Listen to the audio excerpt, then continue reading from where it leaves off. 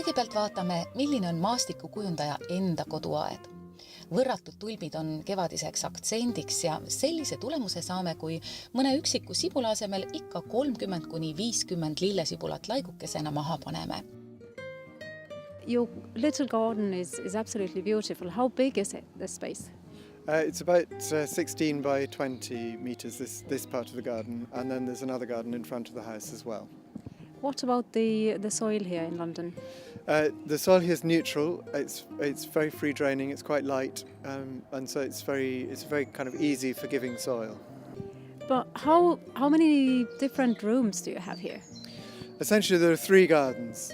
The garden in front of the house, which I've only just made 2 years ago, and then the garden between the house and the sleepers, which these are railway sleepers from the railway lines, and that I've been really developing over the last few years, about sort of 5 or 10 years, but on top of a slightly pre-existing structure that I had there, but I've been kind of making more of it. And you have different sitting areas around the garden. We have a dining table in this garden, which gets the best of the sun, and then there are odd other places to sit. There's a small group of 2 chairs over there, and yes. And there's no lawn at all. There's practically no lawn. There's a little bit of a lawn in that garden. I'm very much a plantsman, and so I was very keen to have as much planting space as possible. But then let's talk about the plants. Which one have you chosen? Why? The colours?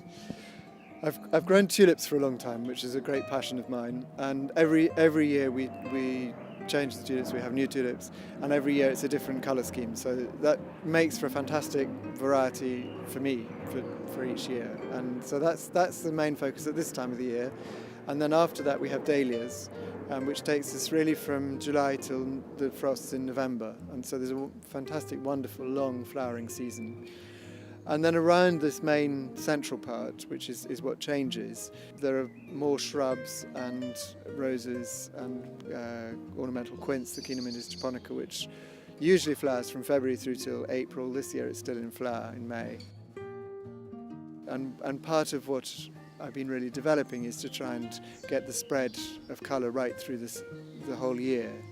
And although it's obviously focused in parts of the garden, there's always something happening somewhere, so there's always something of interest. Do you know the name of the red tulip behind? Avignon. Yeah. Which is the best season to you? Right now is the most dramatic in many ways because of the tulips. This year we're very lucky because the camellias are out at the same time as the tulips, which is very unusual.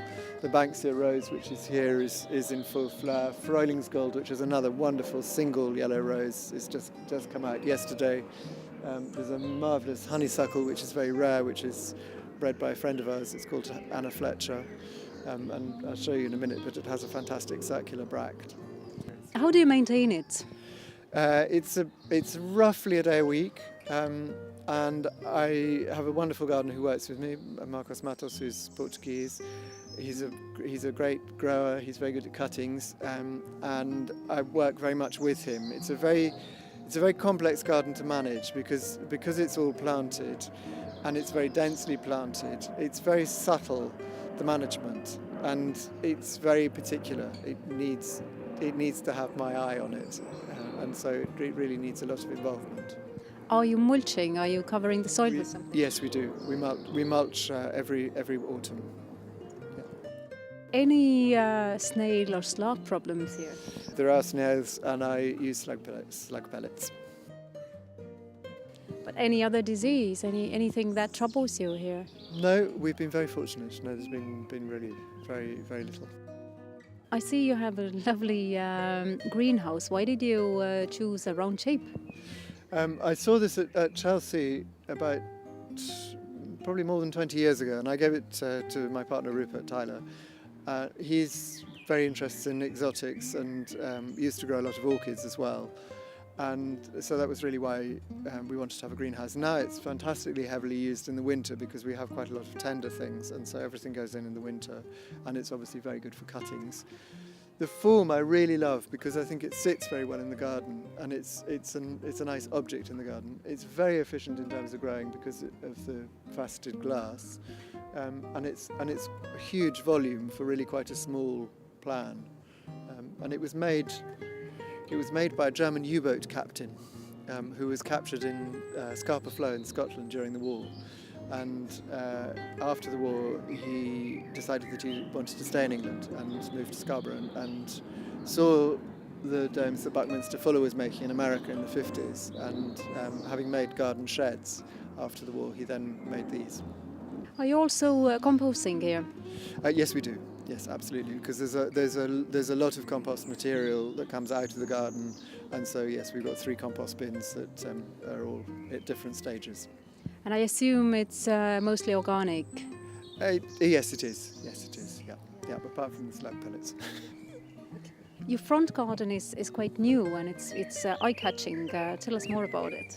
I made it 2 years ago, and it's very much a manifesto. I'm passionate about gardens in cities, and we're very fortunate in being very close to the centre of the city with a huge amount of space for a town garden. And so it's really a manifesto of what I think gardens should be. Most gardens are disappearing in London and in England under car parking, and to me it's very important that happens on the street. And one of the very rewarding things is, because it's now quite unusual, I mean, this is a street when I first lived here that was all gardens, and now there are very few gardens, and people stop, and if you're there they always ask about it and really look at it, and I think people have found it very exciting to suddenly see flowers and plants and change all through the seasons. And it's also I've focused very much on scent, because that's where we come into the house. So even in the middle of the winter there are scented plants. So all through the seasons there are scented plants in the front garden, because that's the approach to the house. And so that was one of the primary things that I wanted to focus on.